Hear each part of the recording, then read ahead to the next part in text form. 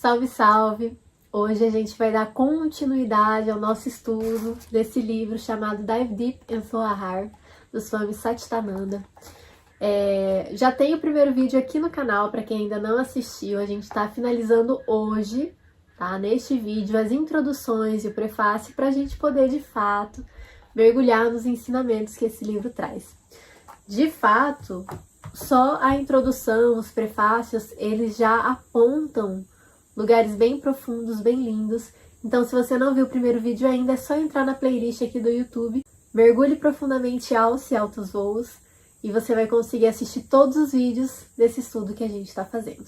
Essa é uma leitura comentada, tá, gente? Eu tô traduzindo esse livro que eu trouxe lá da Índia para vocês, porque não tem ele em português. E logo mais eu vou estar disponibilizando a tradução dele também para as pessoas que participam dos grupos de meditação. Então, se você quer saber mais detalhes sobre os grupos, é só dar uma olhadinha na descrição. E hoje a gente vai entrar no capítulo A Visão de uma Devota e depois o prefácio escrito por Swami Satchidananda. Então, para a gente iniciar, eu já te convido a entrar nesse estado mais profundo de conexão com você mesmo, com você mesma. Respirar profundamente, soltar as tensões e abrir o coração para esse momento. Bora lá! Ainda na introdução, a gente vai entrar na visão de uma devota. Leitura. Em Mergulhe Fundo e Voe Alto, Swami Satchidananda oferece aos leitores riquezas infinitas em um pequeno espaço. A obra é rica porque Swamiji expressa com clareza aquilo que não é fácil de articular. Essa é a tradição espiritual dos textos sagrados, retratar realidades abstratas. Swamiji tocou em tudo que afeta os seres humanos em suas dimensões emocionais e temperamentais. O texto tem o toque refinado da genuína percepção de um santo. Swamiji escreveu de modo sereno sobre questões que afetam profundamente os aspirantes espirituais. Tudo que ele abordou em sua obra é, na verdade, um problema que cada indivíduo sensível enfrenta na vida cotidiana. Cada problema precisa ser enfrentado. Em algum momento da vida, é necessário encarar o território selvagem que se oculta dentro de nós. Muitas vezes, nossas tentativas de enfrentar os inimigos internos acabam em vão. As forças interiores são tão poderosas que o indivíduo torna-se, repetidas vezes, apenas mais uma vítima de sua força destrutiva. Esses escritos contemplativos do Swamiji são um convite indireto aos leitores para visitarem o coração da escuridão interior, de modo amistoso, e estabelecerem um diálogo com as forças que não são facilmente compreendidas. Ao dialogar com a raiva, com a solidão e assim por diante, é possível criar uma ponte sutil de compreensão e chegar a um acordo com elas. É um chamado à introspecção, pois, sem reconciliar-se consigo mesmo, que progresso pode haver? Que elevação espiritual? É preciso atravessar o caminho, vivenciar suas densidades e sutilezas e emergir dele ileso. Os escritos de Swamiji servem como uma luz guia na jornada do autoconhecimento. A nascente silenciosa das palavras de Swamiji nas páginas seguintes é uma meditação. Preciosas gemas de sabedoria são expressas em suaves tons de amor e ternura, que possam beneficiar a todos. Sadiv Rose, Tiruvanapuram, 22 de dezembro de 2003. Eu quero fazer um comentário sobre esse trecho rapidamente com vocês, que quando eu estive no ashram de Paparandas, no Ananda Ashram, lá em Kanhangad, eu tive a oportunidade de conversar com um devoto que vivia lá no ashram, que trabalhava lá no ashram, e ele conheceu Swami Satchidananda, e teve um momento que eu entrei no quarto do Swami Satchidananda, é um local de meditação, e ele estava lá limpando, a gente começou a conversar, comecei a tirar algumas dúvidas com ele, e eu perguntei para ele se ele tinha conhecido algum deles, E ele falou que sim, ele nasceu no ashram. Swami Satchidananda fez a passagem em 2008, é um mestre que fez a passagem recentemente, e eu perguntei para ele como que era estar na presença de um mestre, como que era estar na presença de um homem desse calibre, desse porte que Swami Satchitananda foi.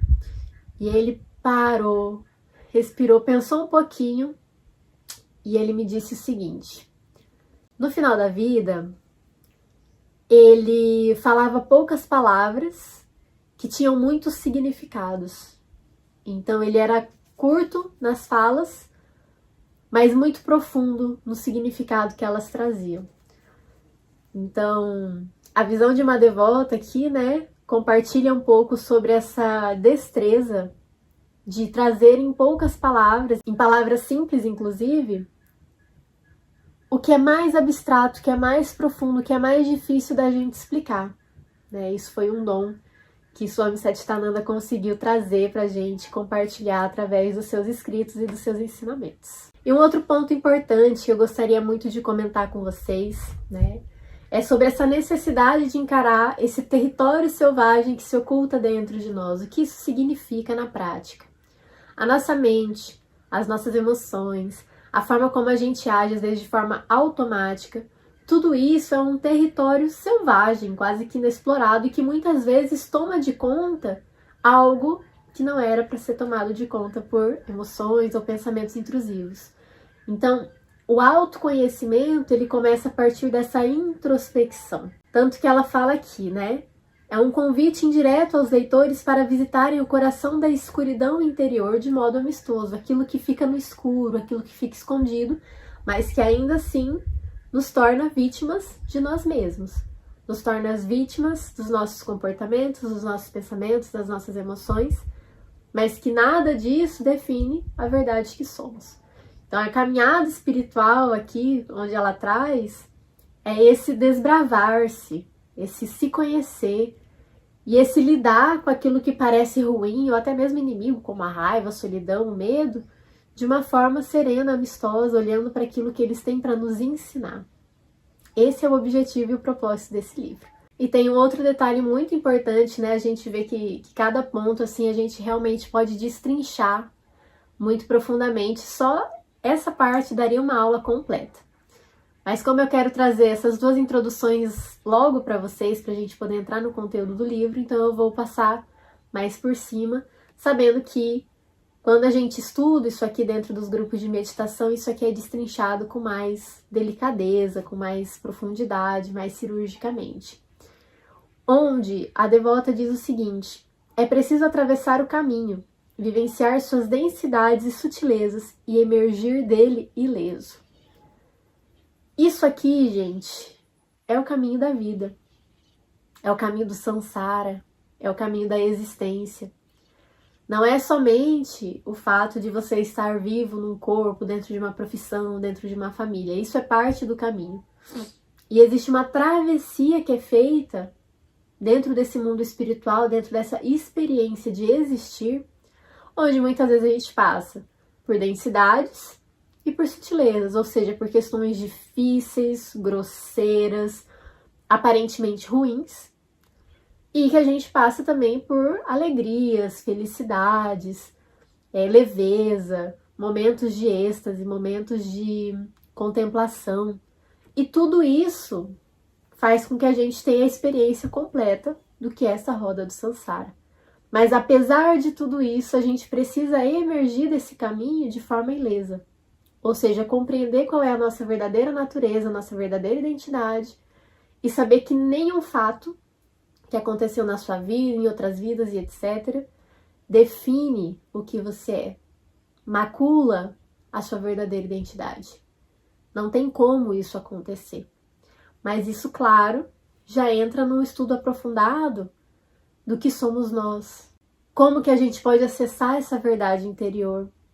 E dentro desse estudo, dentro desse livro, Swami Satchitananda vai trazendo esse caminho iluminado para que a gente possa se localizar na nossa jornada. E por isso, a nascente silenciosa das palavras de Swamiji nas páginas seguintes é uma meditação, ou seja, é um momento de contemplação, é um momento de união e é um momento de reflexão. Bora dar seguimento. Prefácio, por Swami Satchitananda. Uma longa permanência no ashram, servindo a 2 santos, tornou possível que eu, além de muitas outras coisas, me familiarizasse com milhares de famílias em todas as partes da Índia e também no exterior. A maioria dessas famílias aproveitava o contato próximo com o amado Papa Swami Ramdas e Mataji Krishnabai, confiando neles para a orientação tanto em questões espirituais quanto mundanas, e até certo ponto em mim, após o Mahasamadhi deles. Uma observação, um comentário: Mahasamadhi se refere à passagem, né? Quando um santo, um mestre faz a passagem, ele chama de Mahasamadhi, ou seja, o grande Samadhi, é quando realmente o mestre larga o corpo, ok? Voltando para a leitura. Buscando soluções para seus problemas, elas me confiavam, sem reservas, suas condições familiares, que em muitos casos pareciam pacíficas e harmoniosas, mas apenas camuflavam conflitos reais. Ao ajudá-las, percebi que quase todos os problemas surgiam da falta de capacidade de se ajustar à convivência com os outros, devido ao forte ego, ao egoísmo, à raiva e à falta de fé em Deus. Muitos queriam saber como poderiam controlar a raiva e desenvolver mais amor pelos outros. Foi isso que me levou a escrever um diálogo sobre a raiva. A motivação imediata para escrever esse diálogo foi uma história que ouvi. Numa família conjunta, todos os membros se reuniam em certas ocasiões especiais. Em uma dessas ocasiões, o chefe da família, um homem idoso, ficou surpreso e entristecido ao ver uma de suas noras em lágrimas. Ao tentar consolá-la, teve que enfrentar a ira de um dos seus filhos, que acusou a nora de várias coisas. Aqueles poucos minutos revelaram ao velho homem que se tratava de uma explosão de sentimentos reprimidos entre aquelas duas pessoas. Ao ouvir essa e muitas outras histórias semelhantes, percebi que a chamada devoção a Deus, como se vê em muitos casos, é apenas superficial e não criou raízes profundas. O resultado é que, quando surge uma crise, a raiva reprimida, o egoísmo e outras emoções negativas já não estão sob controle. Incidentes como esse me levaram a explicar às famílias os perigos de ceder às forças descendentes e a necessidade imperativa de desenvolver forças opostas e elevadas. Quero fazer um comentário nessa parte aqui para vocês, brevemente. Ceder às forças descendentes. Forças descendentes são aquelas forças internas, mentais, emocionais que nos puxam para baixo. Raiva, tristeza, solidão, inveja, tudo aquilo que a gente considera ruim, escuro, são essas forças descendentes que te puxam para baixo. E a necessidade imperativa de desenvolver forças opostas e elevadas, ou seja, forças que te puxem para cima. A alegria, o discernimento, a contemplação, o olhar o outro sem julgamento. Então, tudo aquilo que puxa a consciência para cima. Então, tem momentos que a nossa consciência ela é puxada, consciência assim, só para ficar entendível para vocês, tá, gente? Esse não é o melhor termo para ser utilizado. Puxa a nossa mentalidade, a nossa consciência para baixo, tem aquilo que puxa ela para cima. Okay? Então, o Swami Satchidananda está falando neste momento sobre isso. Seguindo a leitura. Posteriormente, surgiram diálogos sobre paciência, humildade e muitos outros temas. Inicialmente, não havia qualquer intenção de publicá-los em forma de livro. Mas à medida que cada diálogo era escrito, eles eram tão apreciados que muitos amigos pediram que fossem reunidos e publicados. Esses diálogos são baseados em minhas próprias visões sobre os assuntos relacionados aos devotos e, portanto, abordam tudo apenas sob o ângulo espiritual. O mesmo tema pode ser visto sob muitos outros aspectos, por isso eles não são, de forma alguma, conclusivos ou completos. Nosso guru ficaria profundamente feliz se todos nós aspirássemos apenas à realização de Deus e nos esforçássemos para desenvolver as qualidades de um verdadeiro devoto. Assim, se queremos progresso espiritual, devemos levar as coisas a sério e mergulhar profundamente em nosso interior. Quanto mais avançamos no caminho, mais tolerantes nos tornaremos.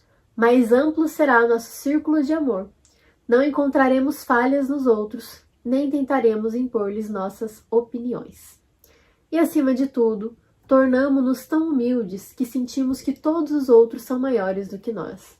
De modo que, quando falamos com eles, o nosso sentimento de unidade com o todo se expressa naturalmente em nossas palavras e ações.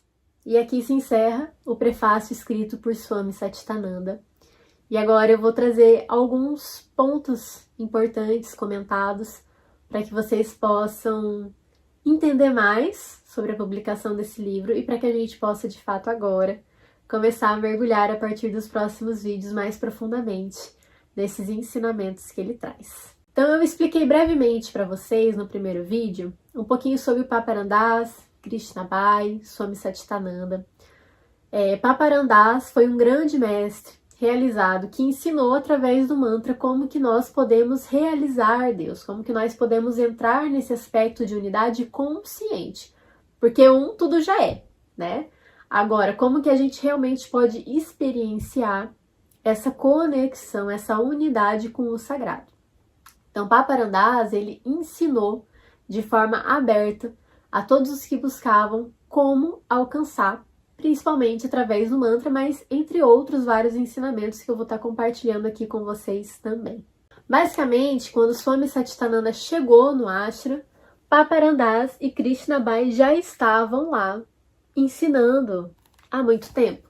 Krishnabai foi devota de Paparandas e depois Swami Satchitananda foi devota de ambos, tanto de Krishnabai quanto de Paparandas.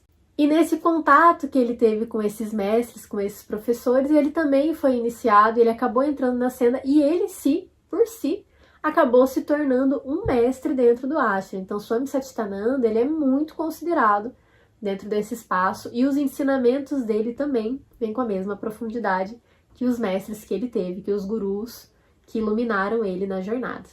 Então aqui ele abre, né, que conforme as pessoas chegavam, confiavam suas questões aos mestres, depois que eles fizeram a passagem, Swami Satchitananda acabou contribuindo com as famílias, com as pessoas no lugar desses gurus, no lugar desses mestres, porque ele também era considerado mestre, apesar dele não falar isso aqui. E aí ele traz que o maior problema em quase todas as famílias era falta de capacidade de se ajustar à convivência por causa do ego, do egoísmo, da raiva e a falta de fé em Deus. Todo mundo aqui tem família, né? Alguns vão ter um contexto familiar mais harmônico, outros vão ter contextos familiares menos harmônicos. Mas toda família tem suas questões, tem seus problemas, tem suas dificuldades por causa dessas questões de convivência. O ego, um querendo ser melhor que o outro, um querendo estar mais certo que o outro, um querendo mostrar que sabe mais do que o outro. O egoísmo, querer sempre se beneficiar a partir do que os outros fazem, querer sempre tudo para si e nunca visando o bem geral, visando o bem da família, visando o bem dos outros como um todo. A raiva reprimida, porque afinal de contas, dentro do contexto familiar é natural que raiva e tristeza surjam, e que se elas não forem trabalhadas, elas vão se tornando forças inconscientes dentro de você e elas vão tomando forma e elas vão acabar influenciando nas suas relações com tudo. Com o mundo, com a família, com as pessoas que você se relaciona romanticamente, com as amizades, no seu trabalho. São forças que vão começar a minar todos esses campos. E principalmente a falta de fé em Deus. Olha que interessante isso, gente. Num país onde tem tantos devotos, né, no mundo onde muita gente fala que é devota, que acredita, a falta de fé em Deus é um dos principais pontos onde o ego, a raiva e o egoísmo vão surgir. Pela incompreensão do que é Deus, pela incompreensão do que Deus espera de nós e pela incompreensão de como confiar numa providência divina. Eu vejo muito dentro dos meus trabalhos de atendimento essa falta de fé em Deus nos pais, principalmente. Os pais querem dominar os filhos, querem decidir o que os filhos devem fazer com suas vidas e não confiam que aquele filho que eles trouxeram para o mundo também é regido por uma força maior e que aquilo que brota dentro desse filho é a serviço de Deus. né? Então, muitos pais querem tirar aquilo que o filho tem de bom e encaminhar ele para algo que é certo, que é seguro. E muitas vezes isso vai gerar esse tipo de conflito. Por falta de confiar na vida, confiar em Deus, porque não consegue compreender o que de fato é Deus. Então é onde entram as práticas, os sadhanas que a gente chama, que são as práticas espirituais de oração, de meditação, principalmente meditação, que é silenciar, parar de falar, né? Que a oração você tá lá, taca, taca, taca, taca. A meditação você, silencia. Você aprende a ouvir o silêncio, você aprende a ouvir a voz do seu guru interior, da sua intuição, aquela voz mais sábia que existe dentro de você. Então a falta de fé em Deus vai ser a raiz de todas essas questões. E que geralmente vai se iniciar dentro dessa convivência. Por ser desarmônica, a confiança em Deus, a confiança na providência divina, ela acaba ficando um pouco torta em algumas famílias e em algumas pessoas no campo mental, emocional e, claro, experiencial.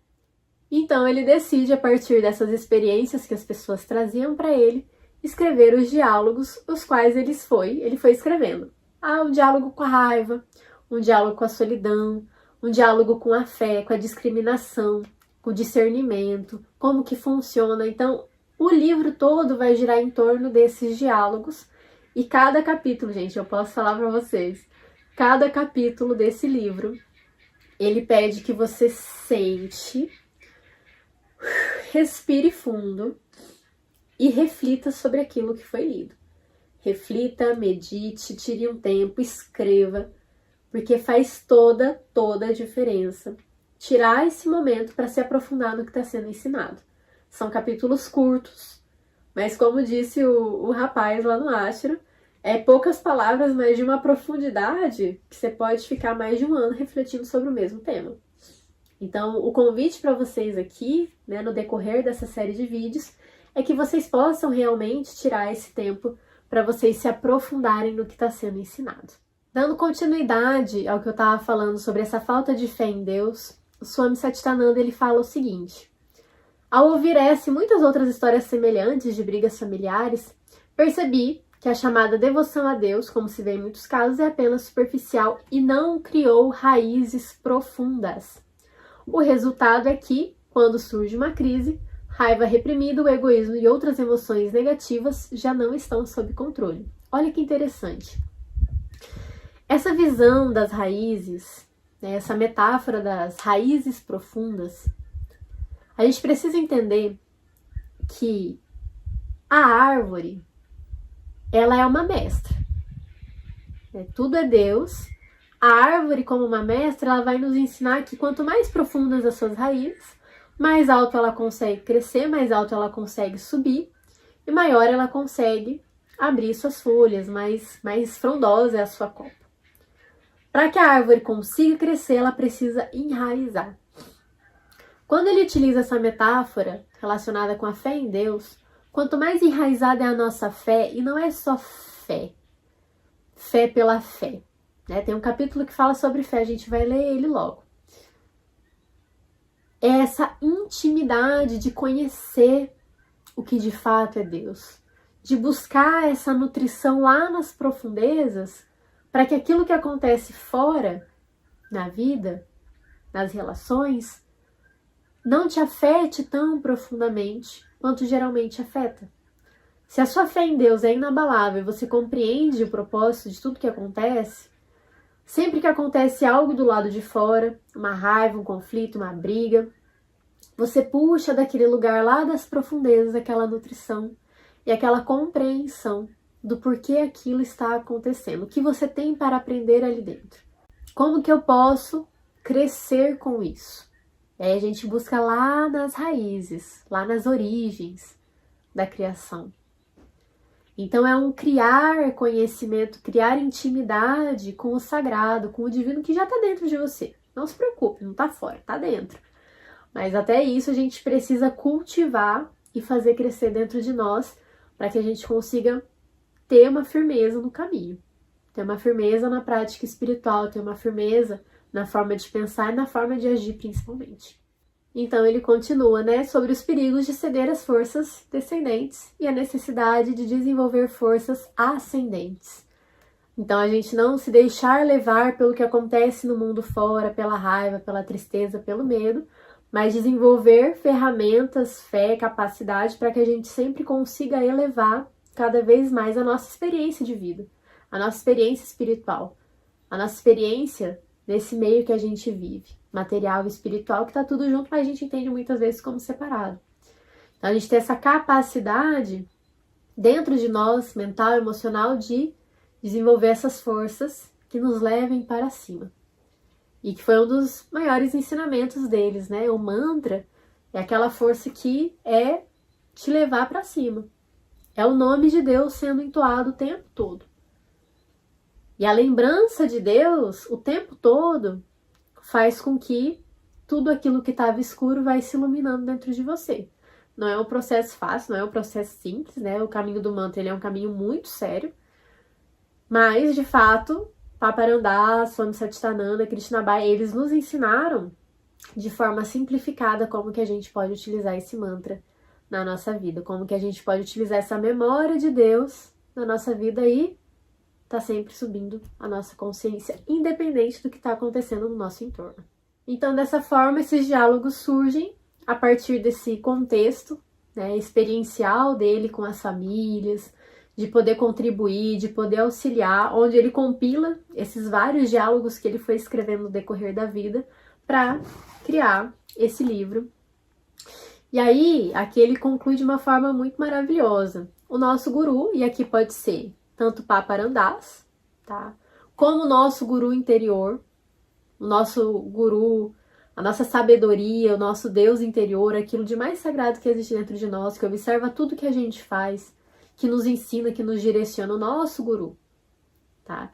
Que como eu falei no primeiro vídeo, a relação deles com o guru é muito diferente do que a gente tem aqui no Ocidente. Aqui no Ocidente é um pouco torta, né? A gente teve exemplos de gurus muito ruins aqui no Ocidente, não dá nem para chamar de guru. Mas o guru, na tradição indiana, né, no tibetano também, o guru, ele é Deus personificado. E ele tá ali para ensinar, ele tá ali para auxiliar e de diferentes formas. Um guru é diferente do outro. Mas eles têm essa percepção de que o guru é Deus encarnado. E vem para ensinar. Vem para auxiliar, vem para iluminar o caminho. Então a devoção pelos gurus, pelos mestres é muito grande, é muito bonito de ver.